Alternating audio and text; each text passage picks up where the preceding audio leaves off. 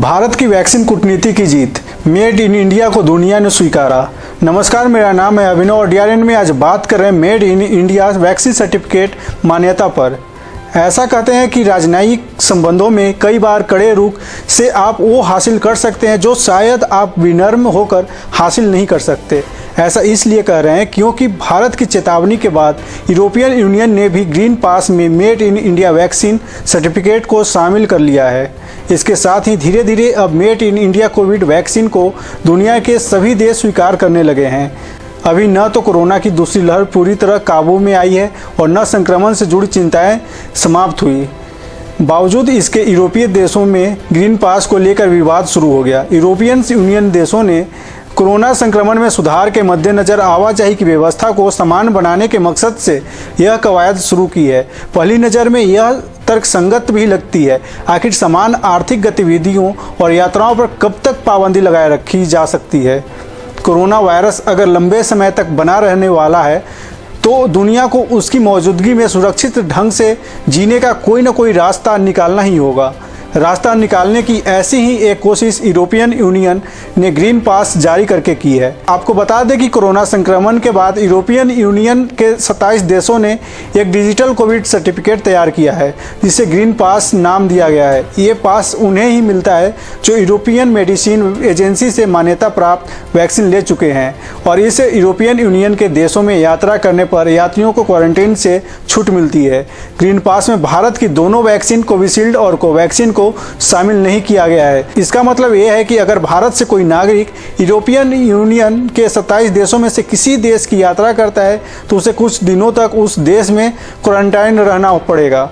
हालांकि अभी मामला यूरोपियन यूनियन देशों के बीच यात्राओं का ही है। इन यात्राओं के लिए भी ग्रीन पास अनिवार्य नहीं है, लेकिन यह यात्रा को आसान और सुविधाजनक जरूर बनाएगा।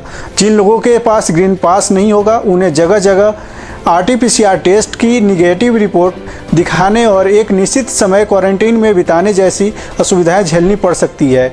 निकट भविष्य में यूरोप यात्रा की योजना बना रहे भारतीयों के लिए दिक्कत की बात यह रही कि भारत में लगाए जाने वाले तीनों टीकों कोविशील्ड, कोवैक्सीन और स्पुतनिक वी को यूरोपियन यूनियन की सूची में शामिल नहीं किया गया। इससे जहां भारतीय यात्रियों की परेशानी बढ़ने वाली थी, वहीं भारतीय टीकों की प्रामाणिकता पर भी सवाल उठ रहा था। जिन टीकों को भारत सरकार ने पूरी जांच पड़ताल के बाद मान्यता दी हो, उन्हें अगर अंतर्राष्ट्रीय स्तर पर अन्य सरकारें मान्यता देने लायक न माने तो तकनीकी तौर पर उसकी जो भी वजह गिनाई जाए उसका यह मतलब तो निकलता ही है कि भारतीय संस्थाओं की प्रामाणिकता संदिग्ध है। स्वाभाविक ही भारत सरकार ने तकनीकी सवालों में उलझने के बजाय इसे सीधे कूटनीतिक स्तर पर उठाया और यूरोपियन यूनियन और यूरोपीय देशों को साफ तौर पर जतला दिया कि भारत ऐसा दोहरा व्यवहार स्वीकार नहीं करने वाला।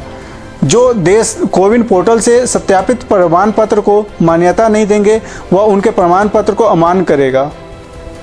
आपको याद होगा कि राजनयिक स्तर पर भारत लगातार कोशिश कर रहा था कि यूरोपियन यूनियन दोनों वैक्सीन को मान्यता दे और ग्रीन पास में शामिल कर ले, लेकिन यूरोपियन यूनियन ने ऐसा नहीं किया। लेकिन भारत के इस कड़े रुख का असर भी देखने को मिला। भारत के इस प्रस्ताव के बाद यूरोपियन यूनियन ने अपने रुख में बदलाव किया और कहा कि अगर यूरोपियन यूनियन के देश चाहे तो WHO से मान्यता प्राप्त भारत की वैक्सीन को अपने स्तर पर ग्रीन पास में शामिल कर सकते हैं।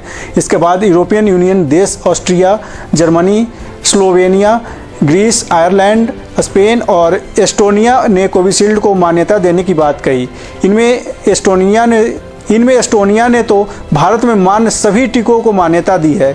इन देशों के अलावा स्विट्जरलैंड और आइसलैंड ने भी कोविशील्ड को मान्यता दी है। हालांकि टीकों की प्रामाणिकता को लेकर आश्वस्त होने की जहां तक बात है तो हर देश और संबंधित एजेंसियों को उसका अधिकार है। वैसे भी फिलहाल ज़्यादातर अंतर्राष्ट्रीय उड़ानें बंद हैं, इसलिए इस मामले का कोई तात्कालिक महत्व नहीं है।